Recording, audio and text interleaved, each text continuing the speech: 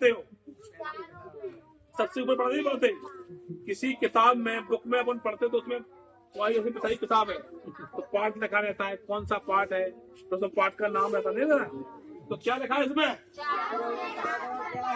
चारों में ताकतवर क्या है? बेटा वीडियो है, चारों में ताकतवर क्या है? क्या है? पहली क्या है? कलम और किताब। इसमें लिखा भी है और चित्र भी बना हुआ है सब कुछ चारों का। दूसरा क्या है? पैसा, सोना, चांदी। तीसरा क्या है? सम्राट और जमीन। चौथा क्या है? बंदूक और तोप। बताओ कौन ताकतवर है? कलम और किताब। कलम और किताब ताकतवर है। वो तो कहते हैं जेब में रुपया हो तब काम चलेगा, और महिला के लिए सोना चांदी हो तब काम चलेगा। बताओ, जिसके पास जमीन वो कहता है हम तो जमीन है भैया, हमसे कोई नहीं लगेगा। बताओ, जो राजा महाराजा बोले हम तो सम्राट रहे, हम राजा हैं, हमसे कोई नहीं लगेगा। पिता को जिसके पास बंदूक बोले हम तो बंदूक टांग के आए, कोई लगने वाला हमसे। देखा लोगों को? बताओ भैया कौन ताकतवर है? कलम किताब। अब तुम्हारा दिमाग नहीं चलेगा बात करने वालों का। अब बताओ कैसे आप शब्द करोगे? आपने कह दिया कलम किताब, हमको देखे कह दिया तो हम शिक्षा के लिए आए। आप बताओ नहीं, हमें इसका जवाब बताओ कैसे होगा?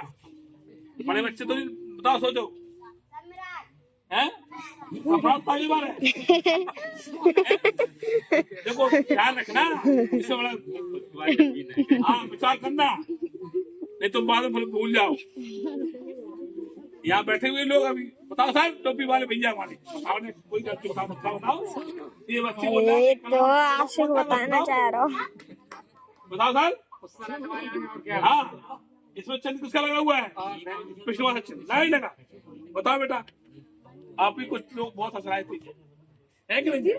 हाँ नहीं, कोई भी अपने सब बच्चे को देखो, पैसा, सोना, चांदी ये मनुष्य के पास नहीं रहती है। आज आपने देखा कई लोग आज अमीर हैं और 20 साल बाद उनके पास कुछ नहीं बचेगा। फिर लिखा है सम्राट और जमीन। हमारे देश में कई सम्राट हुए, सम्राट रहे, राजा रहे, महाराजा रहे। आज उनके किले खंडर पड़े हुए हैं, वो खत्म हो गए। दूसरा बंदूक और तोप। बंदूक और तोप से कोई ताकतवर चीज है? आपने एक को मार दिया, चलेगा जेल में, खत्म कहानी तुम्हारी। या तुमने किसी को मार दिया या उसने तुमको मार दिया तो जीवन खत्म। कलम और किताब इसलिए ताकतवर है कि दुनिया में कलम और किताब की ताकत के अलावा कोई ताकत है ही नहीं। मनुष्य जब संसार में जन्म लेता है तो वो पशु के समान होता है। किस समान होता है? पढ़ लिख कर ही वो मनुष्य बनता है। क्या बनता है? पढ़ लिख कर ही। जो विद्वान हुए उनका राज आज भी कायम है और आगे भी चलता रहेगा। इसलिए हमारे महात्मा फुले, राष्ट्रपिता महात्मा फुले शिक्षा के जनक, उन्होंने शिक्षा क्यों चुनी? भारत की प्रथम महिला शिक्षिका राष्ट्रमाता सावित्री फुले ने क्या चुना? शिक्षा। आज तुम्हारे यहाँ बल्ब जलता है, कहाँ बना बल्ब? बताओ, किसने बनाया? बताओ कौन थे? बल्ब को बनाने वाला कौन था? बताओ उस वैज्ञानिक का नाम। बताओ भैया।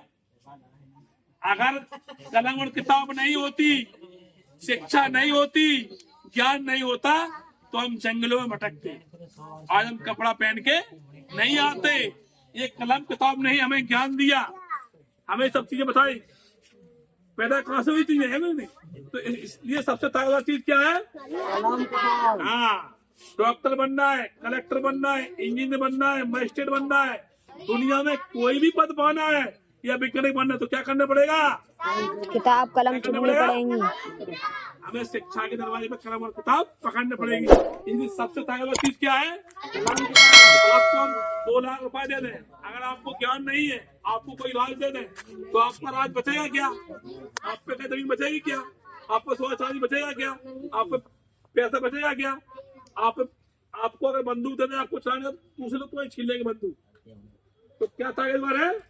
कलम और किताब। इसलिए हम लोग कलम और किताब के लिए काम करते हैं। एक बार हमारे भारतीय जोरदार ताली बजाओ।